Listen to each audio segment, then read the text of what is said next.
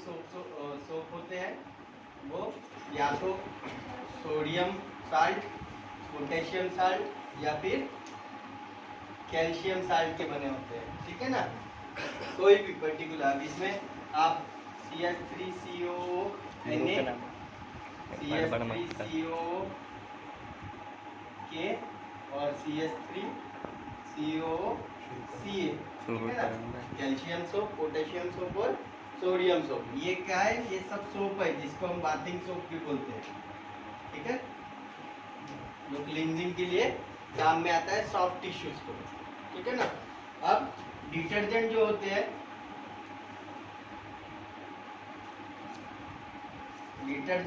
हैं, ये particular soaps of magnesium sulphonate, SULPHONATE, sulphonate salt के होते हैं, मैग्नीशियम साल्ट के होते हैं और सल्फोनेट मैग्नीशियम कार्बोनेट के बने होते हैं, ठीक है ना। कार्बोनेट साल्ट, सल्फोनेट साल्ट और मैग्नीशियम साल्ट से बने हुए जो चीजें होती है उसको बोलते हैं हम डिटर्जेंट। अब इन दोनों में डिफरेंस क्या है, तो ये जो होता है ये सॉफ्ट टिश्यू के लिए यूज होता है, ठीक है, ये सॉफ्ट टिश्यू के क्लींजिंग पर्पस के लिए यूज होता है, और ये इनएनिमेट ऑब्जेक्ट के लिए, इनएनिमेट ऑब्जेक्ट्स के लिए क्लीनिंग के लिए यूज होता है। मतलब एक तरह से ये इसको बोल सकते हैं हम डिसइंफेक्टेंट के लिए डिसइंफेक्टेंट करके इसको हम यूज करते हैं, ठीक है ना। और ये जो होता है ये एंटीसेप्टिक करके यूज करते हैं, इसको क्या करते हैं, एंटीसेप्टिक, और इसको डिसइंफेक्टेंट। मतलब कोई भी जगह को मुझे साफ करना है तो मैं अगर साबुन से धोऊंगा तो वो पूरी तरह से साफ नहीं होंगी, उसको मुझे कैसे धोना पड़ेगा, डिटर्जेंट से धोना पड़ेगा, क्योंकि ये इसमें कैपेबिलिटी होती है कि ज़्यादा से ज़्यादा माइक्रो ऑर्गेनिज्म को किल कर सके, ठीक है ना। ये सिर्फ टिश्यू को एंटीसेप्टिक दे सकता है, मतलब ऊपर के जो पेरिफेरल माइक्रो ऑर्गेनिज्म होते हैं उनको क्लीन कर सकता है, मारता भी नहीं है, सिर्फ क्लीन करता है। और ये क्या करता है, पूरी तरह से खत्म कर देता है इसको, ठीक है। तो डिटर्जेंट और सोप में यही एक बेसिक फर्क होता है। सोप जो होती है वो सिर्फ सॉफ्ट वाटर के साथ डिजॉल्व होती है। सोप जो होता है वो सिर्फ सॉफ्ट वाटर जब अगर यूज करते हैं तो ही इसका बेसिक फंक्शन हमको दिखता है। मतलब हम अगर हार्ड वाटर से नहाएंगे तो इस सोप का जो इफेक्ट है हमारे शरीर पे नहीं दिखेगा। इसीलिए कई साबुन जो होती है अपने एडवर्टाइजमेंट में बोलती है कि वो फेयरनेस लाती है, गोरापन लाती है, बट वो समझना है कि उनका कहना होता है कि तुम डिस्टिल वाटर में नहाओ या फिर पर्टिकुलर प्यूरिफाइड वाटर में नहाओ। मतलब जो तुम्हारे आरओ से जो निकलता है ना पानी, जो हार्ड वाटर नहीं होता, सॉफ्ट वाटर होता है, वो पानी में नहाओगे तो तुमको वो इफेक्ट मिलेगा। बट हम क्या करते हैं, सिर्फ साबुन खरीदते हैं और नहाते हम कौन से पानी में, या तो कुएं के या तो बोरिंग के, राइट।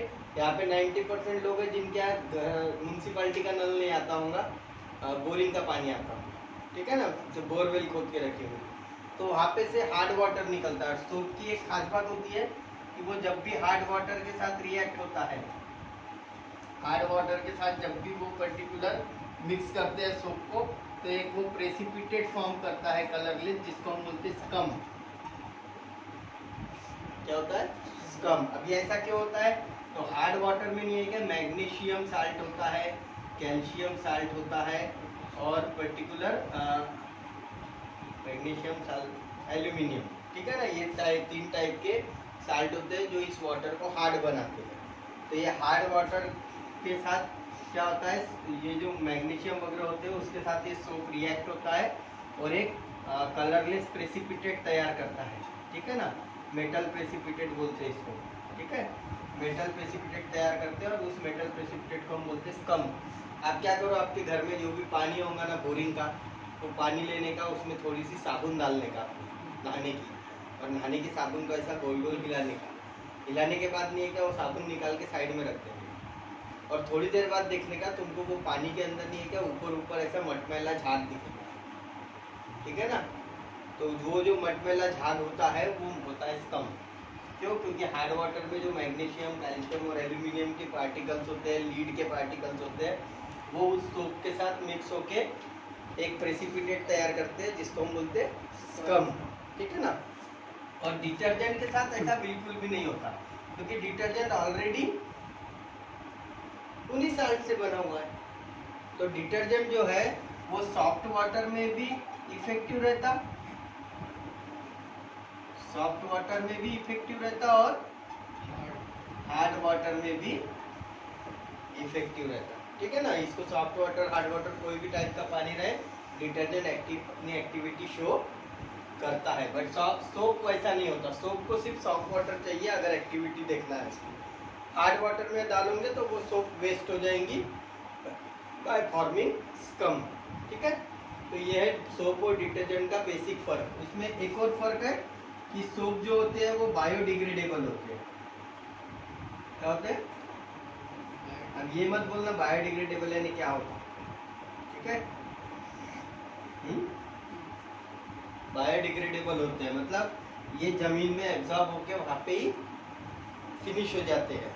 बट डिटर्जेंट जो होते हैं वो नॉन डिग्रेडेबल होते हैं, ठीक है, नॉन बायो डिग्रेडेबल। इसीलिए पर्टिकुलर डिटर्जेंट जो होता है वो हमारे इकोसिस्टम के लिए हार्मफुल होता है। सोप जो होता है हमारे इकोसिस्टम के लिए यूजफुल नहीं बोल सकते बट हार्मफुल नहीं होता, ठीक है ना। नॉन डिग्रेडेबल होने के कारण ये डिटर्जेंट का पानी जहाँ पे भी जाएगा, जो भी जमीन पे जाएगा, वो जमीन को वो बंजर बना देगा, क्योंकि वहाँ के जितने भी यानी डिकम्पोजर्स है वो मर जाएंगे, क्योंकि डिग्रेड नहीं हो रहा है ना। ये नॉन डिग्रेडेबल है तो वहाँ पे डिकम्पोजर इसको डिग्रेड नहीं कर सकते, तो वो जमीन में क्या हो जाएगा, सैलिनिटी आ जाएगी, और वो सैलिनिटी के कारण वो जमीन बंजर हो जाएगी। इसीलिए डिटर्जेंट के पानी को डायरेक्ट कहीं भी छोड़ने का नहीं, कोई भी जमीन पे। डिटर्जेंट के पानी को एक शौच खड्डे में जमा करते हैं और उसमें उसको खत्म यानी सोखने लगाते हैं। फिर वहाँ पे हम रेती का यूज़ करते हैं, हमारे कोयले का यूज़ करते हैं, ईंट का यूज़ करते हैं। सेप्टिक टैंक बनाते हैं ना, वो सेप्टिक टैंक में सारी चीज़ें जमा की जाती है और वहीं पे इसका डिग्रेडेशन वो होता ही नहीं है। डिग्रेडेशन आखिरी में उसको क्या करते हैं, वो म्यूनसिपालिटी वालों को बुला के वो पूरा निकाल के एक ड्रम में भर के कहीं और गड्ढे में फेंक दिया जाता है गवर्नमेंट के।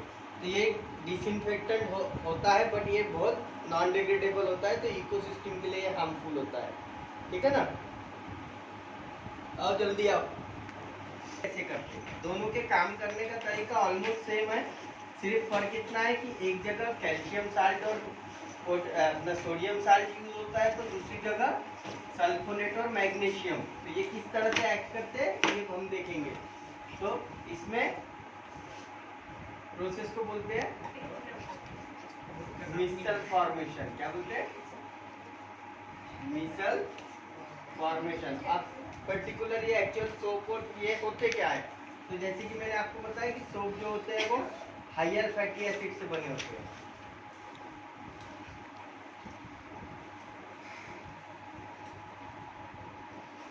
ठीक है। ये सोप है और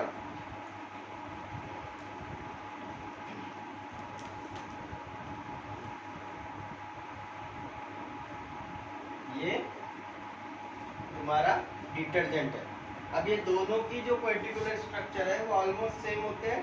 सिर्फ मैं बता देता हूँ क्या होता है। एक हेड होता है जिसको पोलर हेड बोलते हैं हम, ठीक है, ये वाटर सोल्यूबल होता है, और इसकी एक टेल होती है जो कि वाटर इनसोल्यूबल होती है, ठीक है ना। ये हाइड्रोफिलिक, इसको हाइड्रोफिलिक हेड बोलते हैं, और ये होता है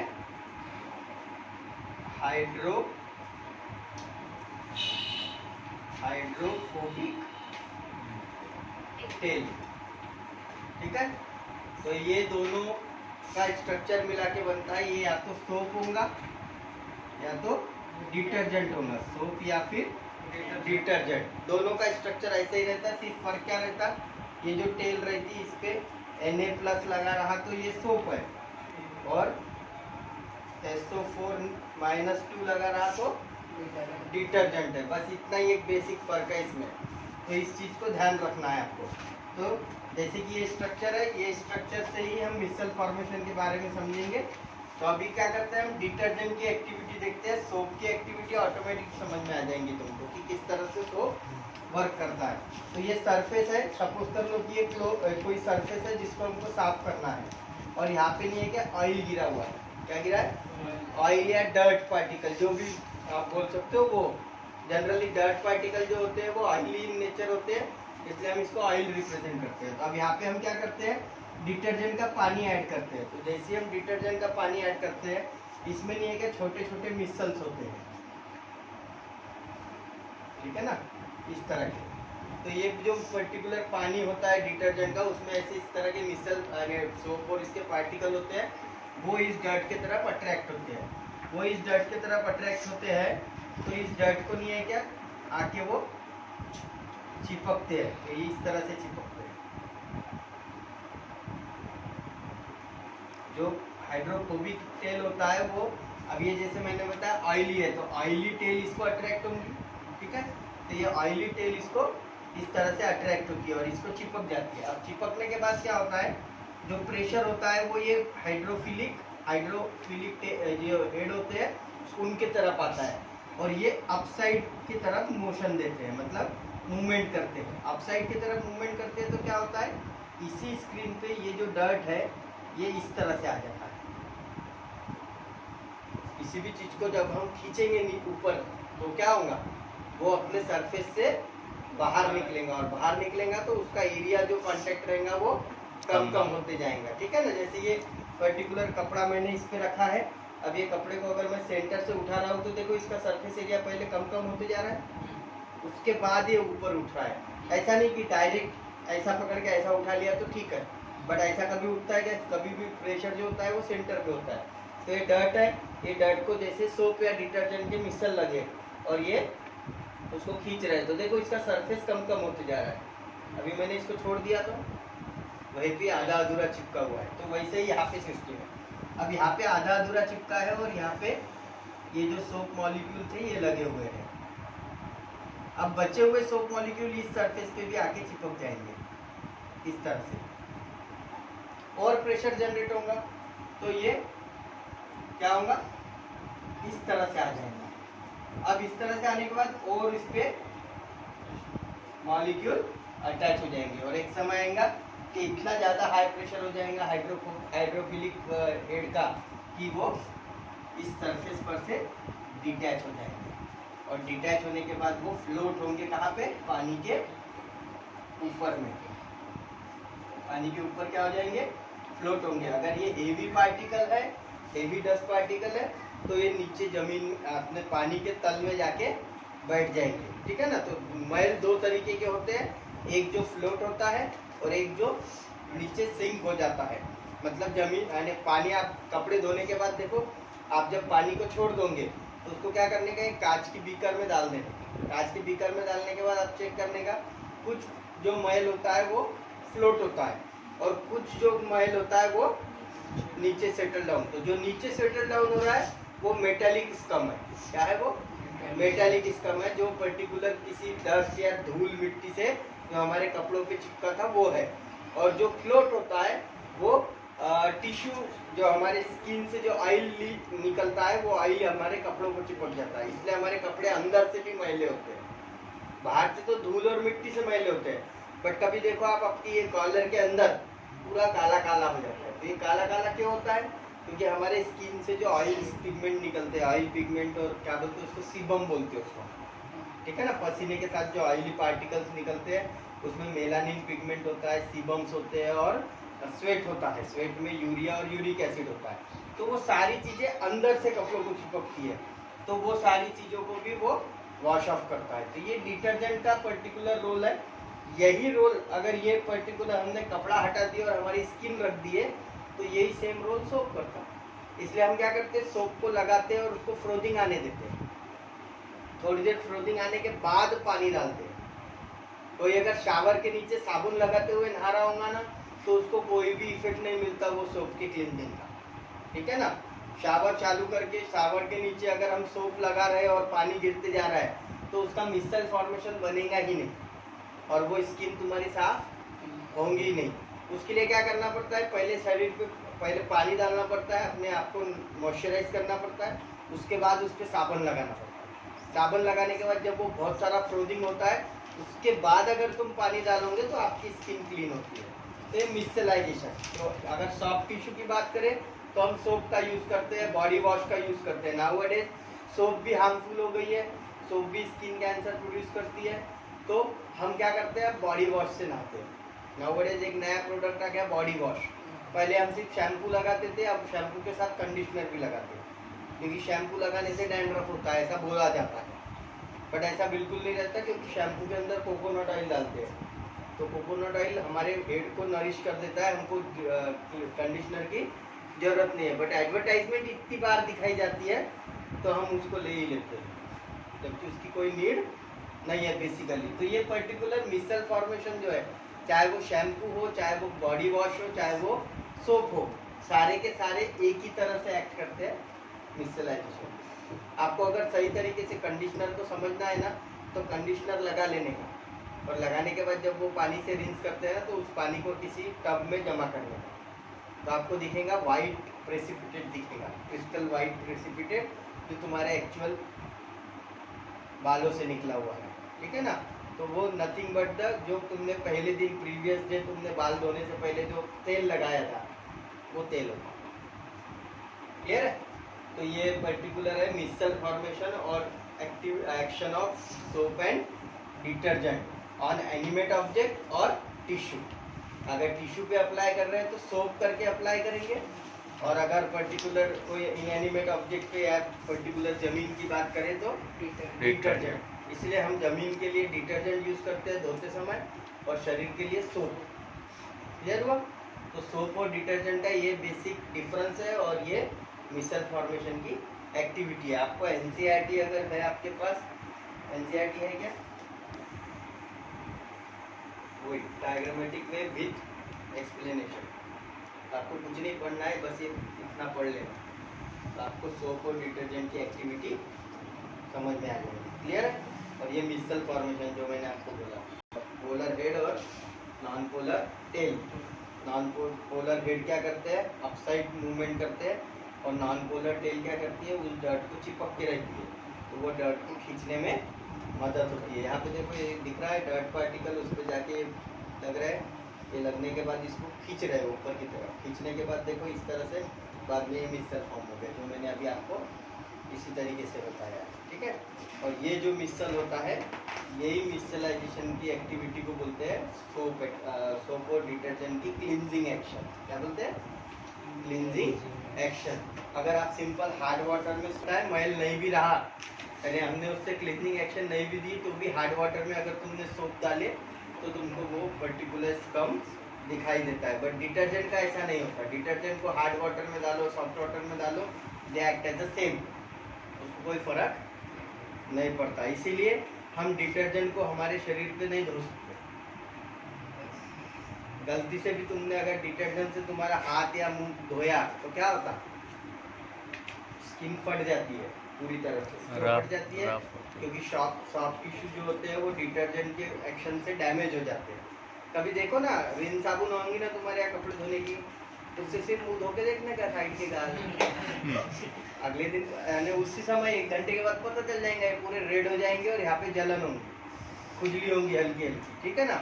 ये जनरली तुम्हारे मम्मी से पूछो जब वो कपड़े धोती है हाथ से, तो उनके हाथ कैसे हो जाते हैं और उनके हाथ पे कैसे दाग हो जाते हैं, तो वो ड्यू टू डिटर्जेंट, वो जो रिन साबुन होती है डिटर्जेंट होता है, उसके कारण आते हैं। तो ये इफेक्ट सॉफ्ट टिश्यू पे होते हैं। इसीलिए पर्टिकुलर जब भी हम ये धोते हैं कपड़े वगैरह, तो उसके लिए हमने ग्लोव्स पहनने को होना जनरली। बट लेडीज क्या है, कितना भी कर लो तो वो समझती नहीं है कि ग्लोव्स क्यों पहनना चाहिए। जब तक उनको फील नहीं आता ना वो चिकट चिकट पने का पानी का, तब तक वो उनको नहीं समझता कि कपड़े धुल गए करके, तो वो उनके बट उनको बहुत हार्मफुल इफेक्ट होते हैं। इसीलिए कई लोगों देखो कल लेडीज को ये नाखून के आजू बाजू नहीं है क्या ब्लैक सर्कल्स हो जाते हैं, और वहाँ से नहीं है क्या खून निकलता है या पस निकलता है, या वहाँ से छिलटे यानी स्किन शेडिंग होती है। तो ये जो प्रॉब्लम होता है ये मेटालिक इन्फेक्शन है। काय के कारण होता है? मेटालिक इन्फेक्शन के कारण होता है। जिनको सोप में मेटल रहते हैं ये मालूम नहीं होता, वो लोगों को ये इन्फेक्शन ज़्यादा होता है। ठीक है, तो ये सारी चीज़ें आप अगर रोज़ डिटर्जेंट से, अभी तुम रोज़ हैंड वॉश कर रहे होंगे 3 4 5 6 बार, पूरे हाथ से चमड़ी निकलना शुरू होगी होंगी। कितने लोग हैं जिनके हाथ खराब हो गए? अगर हाथ खराब नहीं हुए होंगे ना तो तुम अच्छे क्वालिटी का हैंड वॉश नहीं यूज करते। ठीक है, अगर तुम हैंड वॉश कर रहे हो तो तुम्हारा हाथ खराब होना ही है, क्योंकि हैंड वॉश जो होता है वो सल्फोनेट साल्ट से बना होता है। मैं धोता ही नहीं 3 4 बार, सिर्फ 2 बार। We are disinfect our hand, not antiseptic। हम उसको क्या कर रहे हैं? स्टरलाइज कर रहे हैं। स्टरलाइज करना मतलब killing of micro organism, killing of micro organism. But अगर हम स्टरलाइज कर रहे हैं सोप से तो वो इफेक्ट ही नहीं देगा। आपको बहुत देर तक सोप को हाथ पे लगाते रहना पड़ेगा। वो ऐड है ना, धोते जाओ धोते जाओ धोते जाओ। आप उसको 10 सेकंड में साफ नहीं कर सकते। आपको 10 सेकंड में साफ करना है तो अल्कोहल का यूज करना है। ठीक है ना, तो हम जो सैनिटाइजर यूज करते हैं वो सैनिटाइजर का यूज करना पड़ता है। उसमें 37% अल्कोहल होता है, उससे आपका डिसइंफेक्टेंट हो जाता है 10 सेकंड में।